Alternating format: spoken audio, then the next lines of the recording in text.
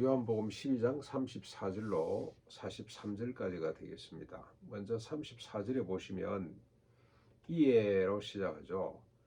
앞 본문입니다. 하늘의 밀이 되어 썩어져야 많은 열매를 맺는다. 자기 목숨을 사랑하는 자는 잃어버릴 것이고 자기를 미워하는 자는 목숨을 얻게 될 것이다. 이런 말씀을 쭉 하시지 않습니까? 그랬더니 그리고 예수님 죽음에 대해서 이제 언급을 하셨어요. 그랬더니 무리가 묻습니다. 우리는 율법에서 그리스도가 영원히 계신다함을 들었는데 너는 어찌해서 인자가 들려야 하리라 하느냐? 이 인자는 누구냐고 질문을 하죠. 그리스도가 죽지 않아야 된다는 겁니다. 그리스도로 온 사람이 죽으면 무슨 소용이 있냐 이 말이죠. 이것이 그들이 알고 있는 율법입니다. 그런데 실제로 그들이 늘 읽고 가까이 하고 있는 율법에서는 예수의 죽음에 대해서 직접 간접 수없이 말씀하셨어요. 이사야 53장 그게 대표적인 말씀이죠. 그리고 다니엘서, 스가랴서, 시편에서도 수없이 예수님의 죽음, 왜 죽으셔야 되는지까지도 자세하게 언급을 했습니다. 그러나 그들이 욕망하는 예수는 죽어서는 안 되는 분이죠. 영광스럽고 화려하고 힘있고 강해야 돼. 그래서 전 세계를 자기의 무릎 아래 다 꿇쳐야 되는 그런 예수 그리스도입니다. 그러니까 약하고 죽고 희생하고 뭐 이런 예수상이 없는 거예요. 그들의 성경 읽기에 대해서 우리가 또 한번 생각해 봅니다. 우리가 뭐 이걸 도구적으로 읽었다 뭐 여러 가지 정의를 할 수가 있는데 그들이 자기가 마음에 드는 자기가 욕망하는 대로 읽어내는구나. 인간이 이런 존재구나. 자기가 보고 싶은 것만 보고 읽고 싶은 것만 읽어내는 이 인간, 부패하고 타락한 인간, 완악하고 어두워진 인간들의 모습입니다. 그 뒤에 이제 예수님께서 밝힙니다. 35절로 36절 예수께서 이러십니다. 아직 잠시 동안 빛이 너희 중에 있으니 어둠에 붙잡혀 향방 없이 살지 말라. 너에게 아직 빛이 있을 때 그 빛을 믿으라. 내가 빛으로 왔다 믿으라. 그러면 빛이 어둠의 빛의 아들이 될 것이다. 얼마나 답답했겠어요. 그렇죠? 예수님은 이들이 눈이 멀어서 그렇다는 걸 압니다. 욕망에 사로잡혀 눈이 어두워졌기 때문에 메시아를 알아보지 못하는 거죠. 자기들이 욕망하는 메시아를 생각하면서 참된 메시아를 지금 부정하고 죽이려고 한다는 겁니다. 그래서 제발 눈을 떠라. 내가 빛이다. 나를 믿고 눈을 떠서 하나님의 나라를 제대로 보거라. 구원이 뭔지를 보거라. 구약에 뭘 이야기하고 있는지를 너희들이 알아들어라. 이렇게 말씀하시고 그들을 떠나 숨으십니다. 더 이상 이야기해봐도 되지 않으니까 숨으신 거죠. 이것도 우리가 배워야 될 부분이 아닌가. 이야기를 하다 안 되면 괜히 시간 낭비하지 말고 숨는 것도 하나의 방법이겠다는 생각을 어제 저녁에 특별히 해보게 됐습니다. 그리고 37절로 41절까지 보면 이렇게 많은 표적을 그들 앞에 행하셨으나 사람들이 믿지 않는 데는 이유가 있다는 거죠. 무슨 이유입니까? 선지자 이사야가 이미 밝혀놓았다.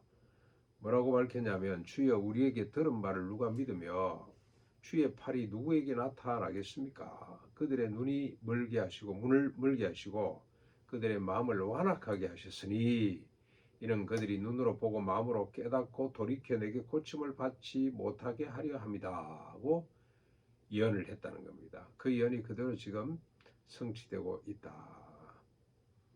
하나님께서 눈이 멀도록 내버려 두셨기 때문에 그들이 고침을 받지 못하고 있다. 보지 못하고 있다. 뭐 때문에 그렇습니까? 자기의 욕망 때문에. 그래서 그들의 마음이 완악해져서 눈뜰 생각을 하지 않는다는 겁니다. 이걸 이미 하나님이 다 말씀을 해 주셨다는 거죠. 이사야 선지자를 통해서 이미 언급을 하셨습니다. 이사야 41장에 또 비슷한 예언이 이사야서만 해도 수없이 나오고 있습니다. 그리고 아, 그 정리를 해보면 그런데 관리 중에 믿는 사람이 많이 있었더라. 이런 와중에도 믿는 사람이 있는데 그러나 바리새인들 때문에 드러내놓고 말하지 못하더라. 믿는다고 말을 못한다 이 말입니다. 이는 출교를 당할까 두려워하기 때문에 그랬더라. 그들은 근데 이런 자들에 대한 자세, 이들에 대해서 주님이 평가하십니다. 그들은 사람의 영광을 하나님의 영광보다도 더 사랑했기 때문에 그렇게 할 수밖에 없었다고 정의를 합니다. 일단 유대인들이 예수를 알지 못하는 것은 그들의 욕망에 사로잡혀서 눈이 멀었기 때문에 그래서 그들은 빛으로 오신 예수 그리스도를 이해하려고 들지 않았습니다. 그렇죠? 하나님의 나라가 뭔지 구원이 무엇인지를 지금 도무지 깨닫고 있지 못합니다. 그러나 믿고 싶어도 사람들의 참 위협에 두려움을 느껴서 믿지 못하는 자들도 마찬가지라는 겁니다. 마찬가지다. 그런데 우리가 하나 주목해야 될 것은 사람을 두려워하거나 사람을 너무 영광스럽게 생각하는 것도 이게 문제구나. 사람을 하나님보다도 더 두려워하거나 영광스럽게 생각하는 이 자체가 하나님을 믿지 영광을 보지 못하는 것이다 하는 겁니다. 이것도 우리가 늘 점검해야 될 것 같아요. 내 개인적으로도 내가 이거 하나님보다 김용기를 더 사랑하는 거 아닌가, 이런 생각이 어제 저녁에 늦게 그런 생각이 들었어요. 이건 아니다. 두려워하거나 또 너무 영광스럽게 생각하는 것, 두려워하는 것도 문제고요. 영광스럽게 생각하는 것, 이건 아닌 것 같다. 오직 하나님 말씀대로 사는 것, 하나님을 한 분만으로 만족하는 것, 이게 상당히 중요한 신앙의 자세이다. 그렇지 못하면 결국 대놓고 주님을 부정하고 반대하는 사람이나 똑같은 꼴이 되는 것이다.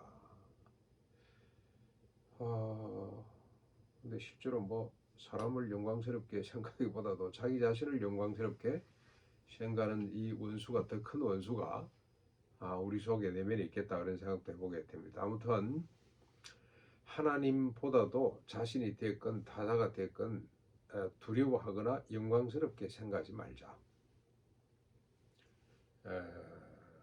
그리고 사람에 대해서 더 이상 이야기하지 말고 하나님 이야기만 하자. 그런 생각들을 아침에 해보게 됩니다. 내가 율법을 내 마음대로 뜯어고치고 해석하지 않고 율법이 나를 해석하고 해체하고 뜯어고칠 수 있도록 내가 하나님 말씀을 요리하는 것이 아니라 하나님 말씀이 나를 요리할 수 있도록 하는 자세를 우리가 구해야 될 것 같고, 그리고 사람의 영광을 구하지 않는 하나님의 영광만을 오로지 구하는 이런 삶을 살아낼 수 있기를 주님의 이름으로 축원합니다.